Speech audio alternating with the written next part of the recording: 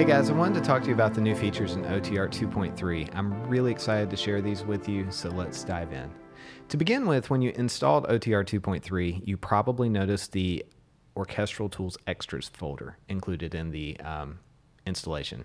So that particular folder comes with its own guide. I'm not going to go through all of the specifics of that in this particular video, but what I do want to highlight is that Orchestral Tools has partnered with OTR, and we are now able to offer a lot of the flagship libraries such as the Berlin series, the ARCs, and contact libraries such as Glory Days. We're able to offer track presets, rearticulate banks for this, Vienna Ensemble Pro server files. There's a whole lot that is out there for you to just kind of comb through. I think you'll like a lot of that. I'm going to show you how some of that is integrated from the beginning, and I'm going to use those templates to actually show you some of the new features in OTR. So to begin with, I'm going to go up to the File menu, and from the Project Templates folder, you're going to see I've got a few more things in my template than you may have. I've got my personal templates and such, but you'll see that you will have options for Orchestral Tools Berlin Orchestra Berkeley package, and then you have one for the flagship sign libraries. I'm going to open the Berkeley one just for simplicity here. I'm going to hit no. And you'll see that the library has already been set up inside of an OTR project template. The tracks enter in a disabled state, and all we have to do if you own the library is enable them, and we're able to start playing right away. Assuming you own this, for example, what will happen when you click on the track, I'm going to hit the Activate shortcut. You'll see that there is already a set of articulations mapped out. The plugin is already set up on the track, and you're ready to just start making music from the get-go. If you don't own it, you're not going to be able to have any sound play, but you will still see the rearticulate articulations down the side.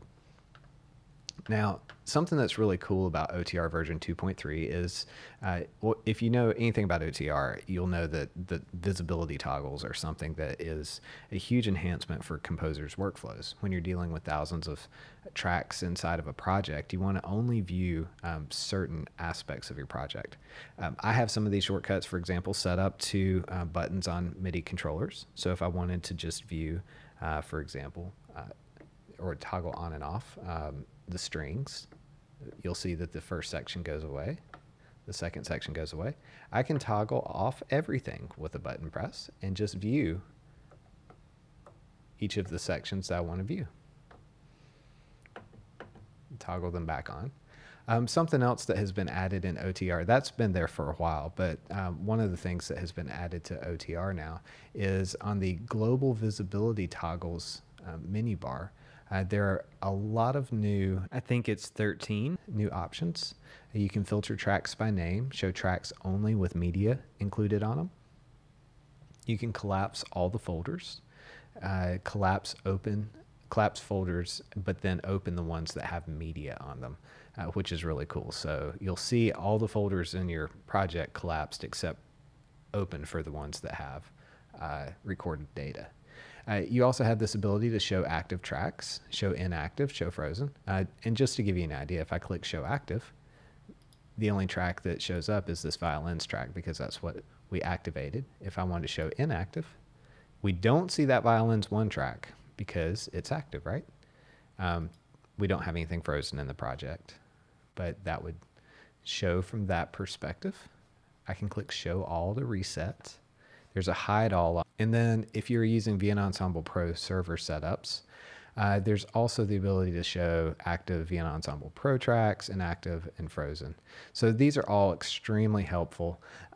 I do want to go into the filter tracks by name. So by default, when you click on this is I'm going to call it a static search. And what that means is when you type something in this filter, and we'll type in something like bass.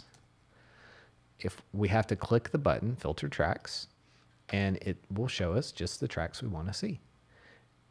This is by default, it has the strict filter enabled. That means that it's going to be looking for words that specifically have bass in it. If we turn that off, It's going to bring in a few other oddball tracks that maybe have a B in it, or a high level of B and A and an SS. So all of those things are going to be part of the filter. But like I said, by default, strict is on. That's probably what you're going to want. Hit filter tracks. We can hit reset. We're good to go. By default, OTR includes a dynamic search feature as well. Depending on how large your template is, this may or may not function as smoothly for you. It still works really well in 1,000 track templates. When you start getting much higher than that, there's going to be a little bit of lag as it's searching. But the general idea is on Mac, you would hit Command F. Just translate that over to your Windows keyboard shortcuts. But the Command F function will bring up a very similar search filter, but it actually starts the search as you type. So BASS, and you can see what shows up. Now this searches category tracks and their children. So for example, the bass track itself is meant for electric basses or bass category, and there are none in this particular project because it's all an orchestral library. But you can see how that is a really handy feature. So we're going to just reset the view and we're good to go there. One of the other features you can do with this filtering approach is also select tracks along the way. And this is something that's really handy if you have MIDI tracks that you're trying to import into a project that you want to move them to specific instruments. And you may have a lot of MIDI tracks and you want to kind of whittle down your multi-thousand track template to just the ones that you need to use. And so the way that you do that is basically just make sure you have the tracks highlighted that you want to continue to include in the search. So for example, this doesn't necessarily have a practical use as I'm demonstrating it, but it will show you how this works. I'm going to highlight the oboe 1 and oboe 2 tracks.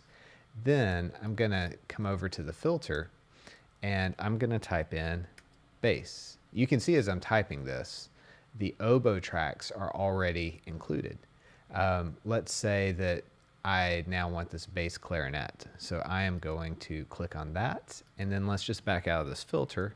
You can see that the tracks that we selected are still highlighted. And now let's say we want a viola. Maybe both of them. So let's select, I'm holding command to do multiple selections. Let's do command on the violas and the solo viola. Let's reset the view. And then let's also do, let's say trumpet. And then let's say we want the trumpet ensemble. Now, I just hit the wrong button in that particular case. I hit control instead of command, so I did lose the selection. This is a good demonstration. If I continued to type, I would lose any other filters. So what I want to do is I just want to make sure if you ever lose a selection, you just click and highlight what you want and then keep on going. So back to, I'm not sure if there's a flugelhorn in this. There's not. Or harp. There we go. And then let's reset the view. And you can see that those are the selected tracks. And, you know, from that standpoint, we've got all that we need. Again, just keep typing. If you just type a letter or so, something that you know is not in there, you can see that it just filters down to those tracks you have selected. So that's really cool. All right, so there are a couple other things I want to show you in a larger template, but this gives you an idea of how to use the filtering functions within OTR version 2.3. Just for perspective, I do want to open up the larger flagship library templates, so project templates. Okay, so you can see in this, there are a number of track folders. This particular project template has, you know, in the string section, you have each of the different Berlin string products offered by Orchestral tools. And then you also have the string parts from each of the Metropolis ARC libraries. Those have been broken out. We'll get into track templates in a minute. There is a full track template for Metropolis ARCs 1 through 5 proper. So when you add that in, it could have all of the tracks from Metropolis ARC in that folder. But with OTR's traditional setup, we want to make this as efficient as possible, so you're able to just add the important sections as well from those product libraries. One of the features we were talking about earlier are the collapse folders, and collapse plus open the ones with media. I want to demonstrate that really quickly, so let's just open up a few tracks here. Okay, so we've opened up a few folders. These are disabled. It doesn't matter if they're disabled or enabled at this moment, but let's also just add in a few items along the way. So let's put one on each of those. So this gives us some active media. Now to do that, I just clicked I where the cursor is, and it will insert it in. OTR also includes some new shortcuts to make it to make Reaper feel a little bit more traditional in its usability. So much like the MIDI editor, you can actually just drag the mouse now, and it will create items in the arrange view. So that's kind of like creating notes in the MIDI editor. I like that feature a lot. So what we're able to do, if we hit the collapse folders button up here at the top, that's going to close everything. If we hit collapse plus open the media, you can see that out of all the folders that we had, only the folders that had the media are opened. Now, that means it's going to open up and expose all the tracks, even if they don't have media, just because one particular track does have media. So that has a very specific use compared to show tracks with media. Show tracks with media, if we click on that, just brings in the track with media on it and its parent track. One of the other functions that or features that has been added to OTR, and it seems like it would be simple. There were a number of steps that had to be implemented to make this happen, is a simple way to navigate up and down on the tracks. If you hit up and down on the keyboard now, you will navigate through each of the different tracks, regardless of if they're hidden or not. So that's really cool. So starting on this category track, we just hit the down arrow and it shows the visible tracks, and that's what matters. It also, one of the other features is if you use the left and right buttons on a selected track, you'll select the MIDI items. So that's really handy. If you hold shift and hit right, it's going to highlight them all. If you hold shift and hit left, it's going to select the first one. Again, shift and right, shift and left.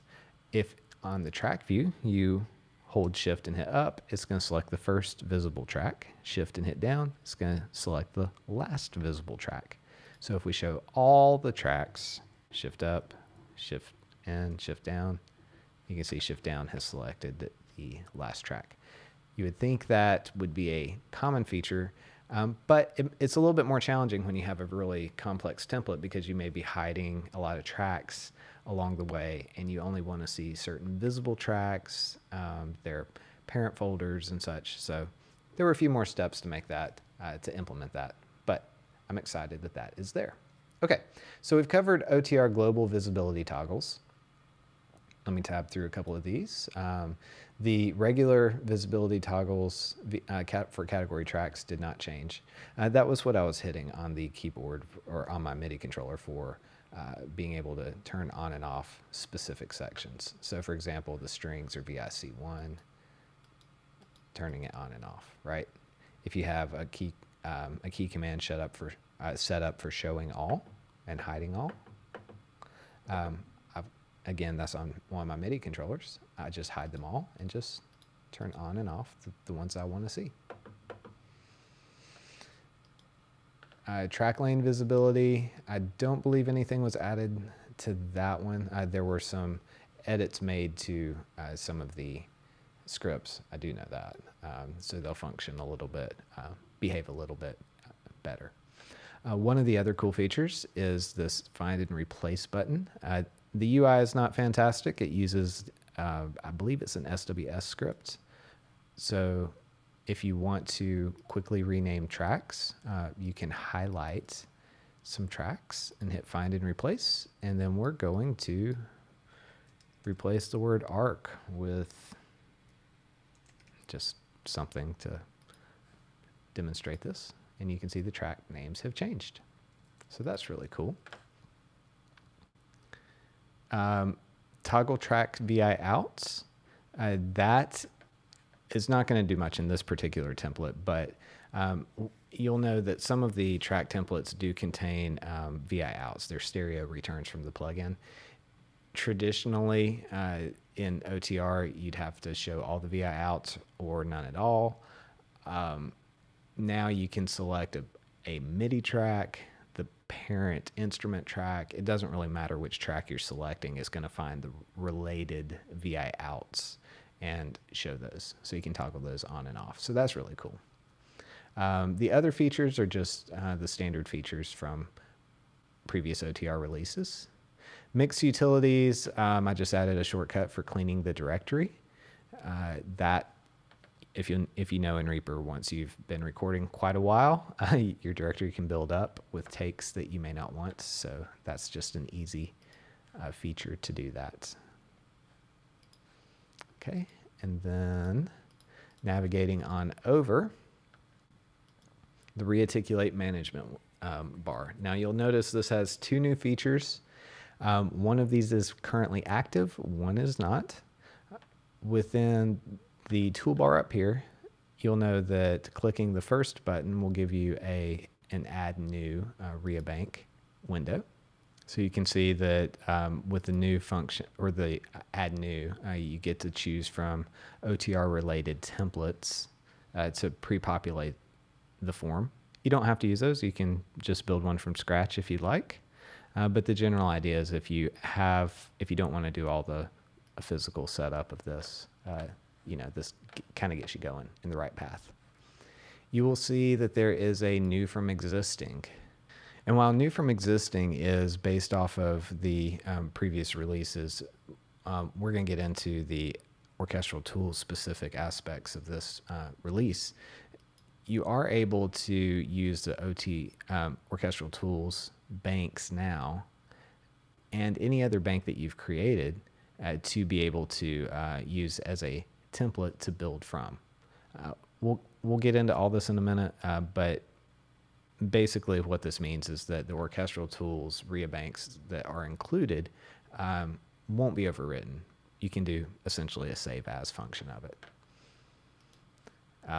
Edit works as expected. You're not going to, like I said, you're not going to be able to edit any of the OTR specific track templates, but you will be able to edit any template that you have set up in the editor.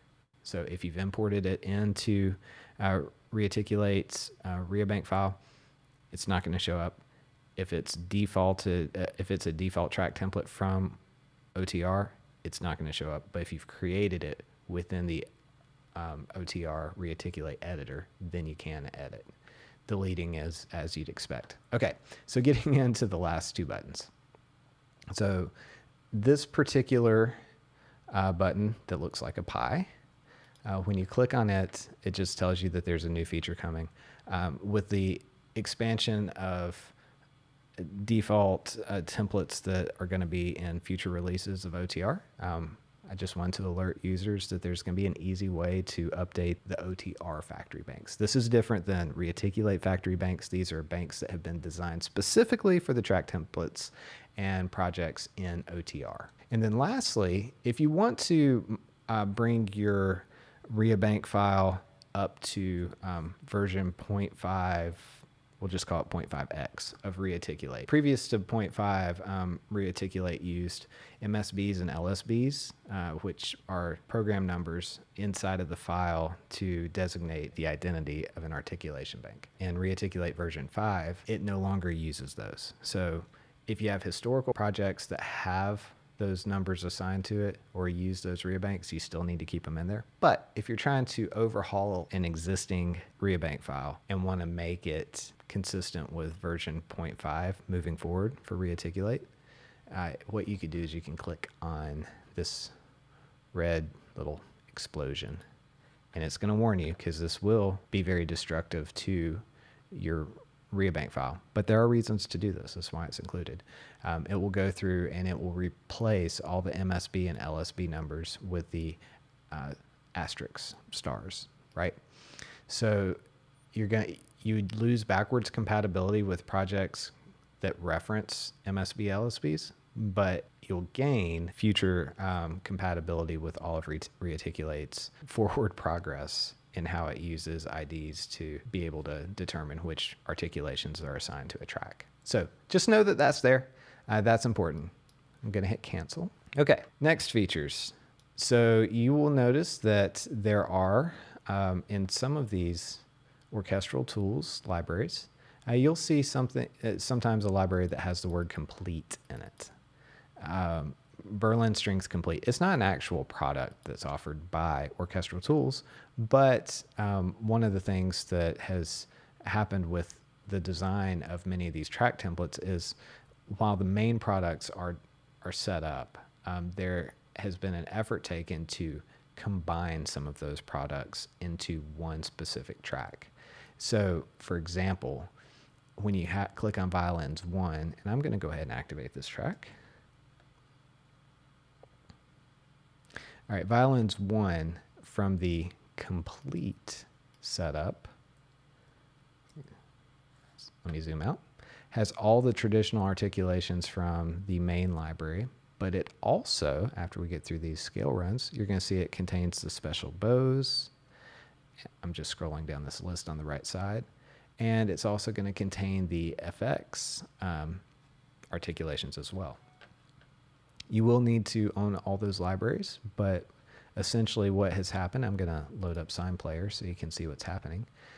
All of the different library banks have been added to this multi. So from the FX section, you have the glissando and you have the standard FX added. Special bows, you can see that you've got the soltastos and such. And then a number of these others, ornaments, dynamics, longs, and shorts, those come from the main library.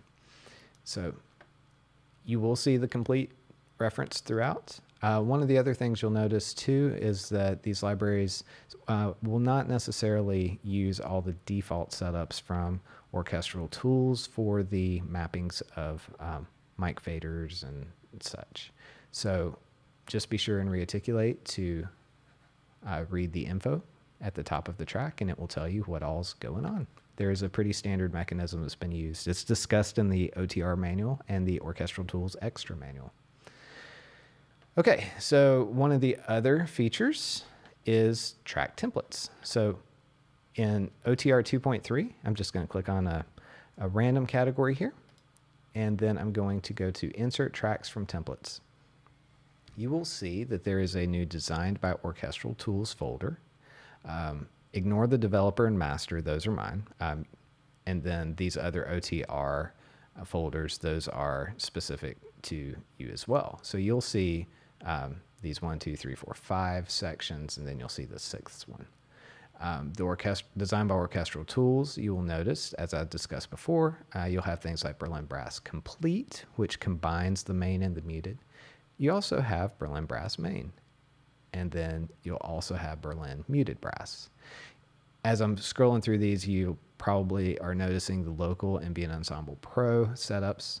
Those are set up to either host the plugin on the track itself or have the plugin be hosted in Vienna Ensemble Pro.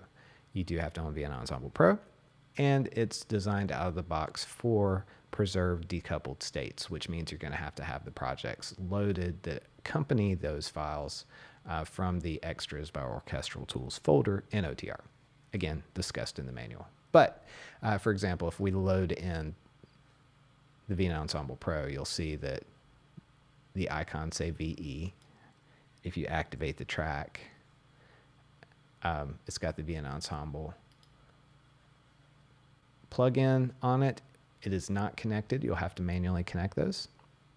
You'll also notice that there are MIDI CC warm-up files on these.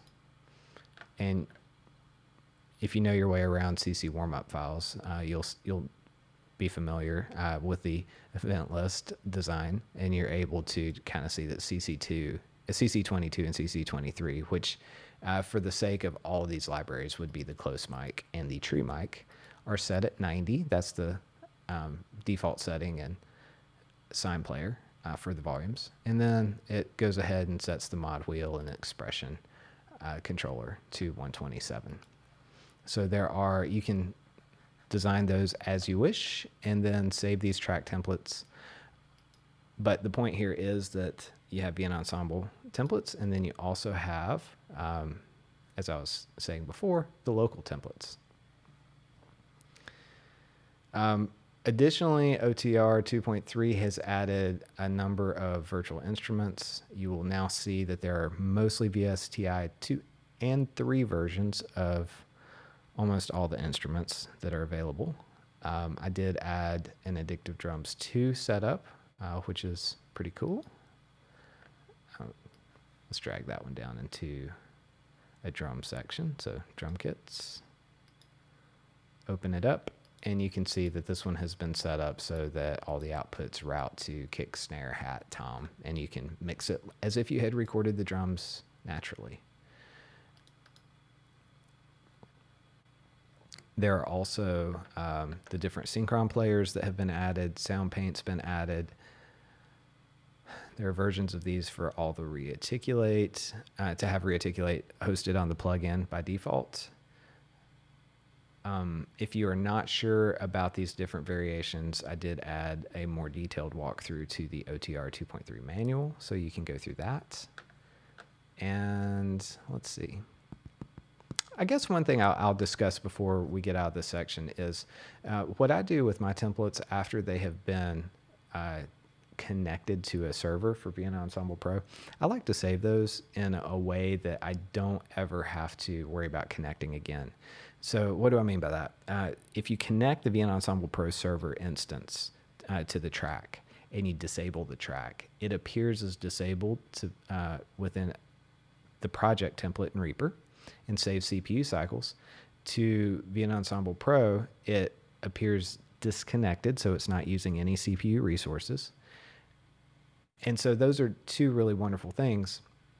And then what I like to do is save the track template for example, let's just say Berlin strings, right? So I'd have violins 1, violins 2, violas, cellos, and basses all connected, disabled, save that as a track template. So the next time I bring it into a project, all I have to do is enable it. It automatically connects, and I don't have to worry about the connection process. What that looks like in my template, I didn't expect to kind of go through this in this walkthrough, but for the Design by Orchestral Tools section, this lets you choose where you're connecting. There's no way for me to have defaults for that. I'm not going to have any idea how you have your Vienna Ensemble Pro server set up. But once you do connect those, you can save them. The way that I do it in mine, I'm just going to click over to the Master Template section, and I go through, and all of my libraries follow the exact same folder structure.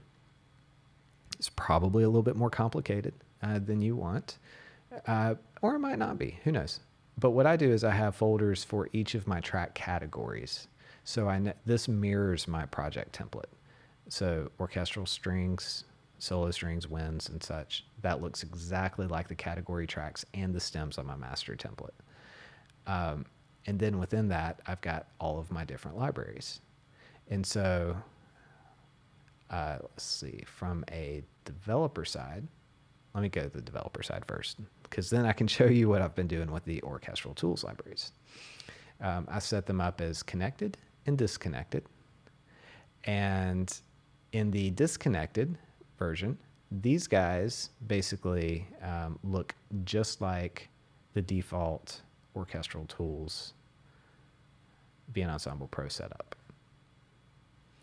The connected versions, I have a naming structure that says VE3, which that's saying it's on my Vienna Ensemble server that is number 3. So I've got them named VE1, VE2, VE3, VE4. So it's on VE3. PD is preserved and decoupled. Man, my brain's running slow. So preserved, decoupled.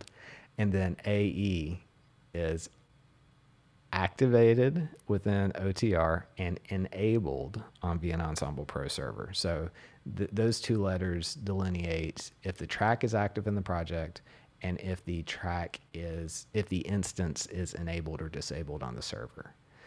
Almost all of my templates follow AE or DE, which means these are active tracks, these are disabled tracks. But I do have them set up so that if I want to change this around, I can have multiple variations. If I ended up hosting, for example, Berlin Brass on a different server, and the reason these are in developer, actually, that's a good reason to explain that. I was rearranging my template before I made this video. And so these are all set up on the servers that I've been using for a while. These, the orchestral tools libraries, I have been shuffling around to different servers and trying to figure out the best performance in my studio. And so to do that, you know, I've got to save the track templates, connect them and such. And so each of these are being assigned. So for example, Berlin Brass, I've got set up on VE3, and that seems to be working really great right now. And then once I lock all this down, I'm going to slide them over into my master templates. So they are all part of my master template today. They just are currently going through a performance decision on which server is best for each of these and how to divide it up with all my other libraries that I have. So that being said, you can see that I've got in all of these, the percussion VE4, active enabled, deactivated enabled. And what will happen if I pull in, if I pull in the deactivated version for Berlin percussion, so let's just drag it on up. I probably already have this in orchestral percussion already, but you can see that it comes with some different subfolders. I'm going to open those guys up, and you have all the different percussion instruments. And if you hit connect or activate, I'm going to simply activate that particular track, and it is connected to the Vienna Ensemble Pro server. So that covers just about everything except for the visually impaired screen prompt section. So one of the great things with OTR version 2.3, and this is the last section of this video, and I know it's long, so I apologize, but if you are visually impaired, one of the most difficult things is navigating through a DAW. It doesn't matter which one you've got. So what OTR 2.3 has done, I worked with an amazing composer out of France. She is fully blind and wanted to be able to do all of her music making process without assistance, or with little assistance as possible. And so that meant setting up a template, getting her going with the traditional workflow, but then enhancing it so that all the things that we take visual cues for are now able to be read by screen prompt software. Some of these features I actually implemented into my own workflow because I didn't realize how much the feedback was a wonderful part of this process. For example, right now, if you navigate up and down on the tracks, we visually see it change, right? For someone who's visually impaired, I say we as in, I'm assuming if you're watching this video, you can see what's going on. That may be my fault, so apologies if that's not the case. But for non-visually impaired people, you'll see the actual track highlighted. That's a visual feedback function. Screen reading software doesn't see that. So what you have to do is be able to provide prompts that say, the next track has been selected. This is the track name if that's what the composer wants, things like that. So there's a bit of customization. But where it comes in handy is on MIDI controllers that you may have functions that trigger maybe record states and things like that. Again, that's really important. If you have no visual feedback, how do you know if you're recording in take mode? How do you know if you're recording in MIDI overdub mode? Those types of scenarios. And so OTR has implemented the screen prompts, and you'll see I just pushed a button on my MIDI controller. I have an Icon Platform Nano that has a lot of recording controls. I don't use it as much for MIDI editing and visual toggles as much as I do just navigating the recording states and things like that. So in this case, I set the record mode to new take mode. Screen reading software will read this back, and it will let someone who's visually impaired know what just happened. I'm going to click off of that.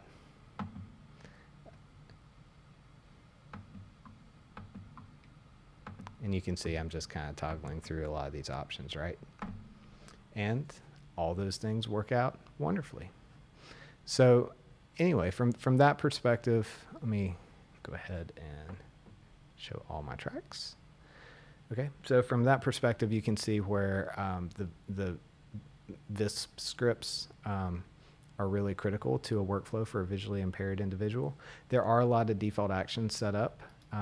If you go to the show action list and you just search by VISP, you will see a large list of scripts that I have added to this list that now have screen prompts.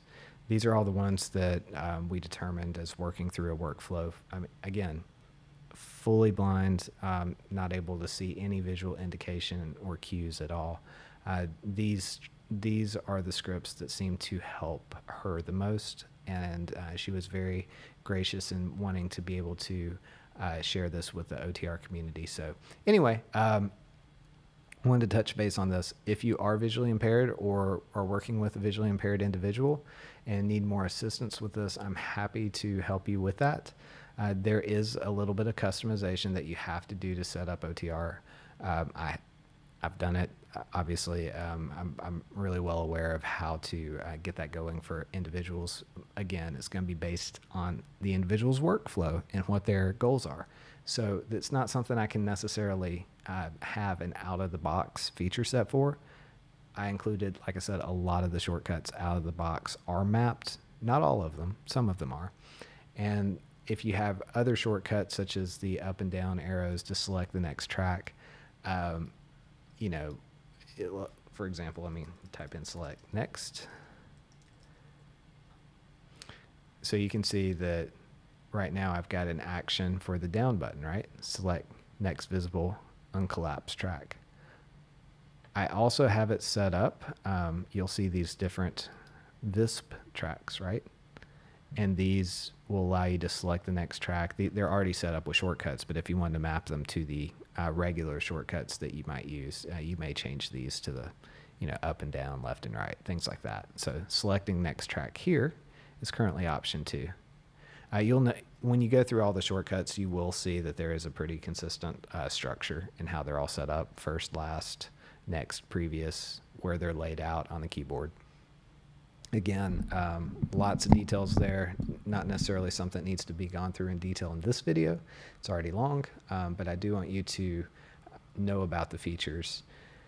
And I think that about wraps it up for OTR version 2.3. There's a lot more of small changes that went on under the hood, new scripts that have been added. Please review the changelog, the manual. There's a lot that's listed there. I hope you enjoy this update as much as I've enjoyed being able to bring it to you. There has been, like I said, a tremendous amount of work involved in this one, and I do think it's going to benefit the community greatly. So thank you again for your continued support with OTR, and don't hesitate to reach out, support@storyteller.im if you have any questions. I hope this helps with OTR version 2.3. Thanks.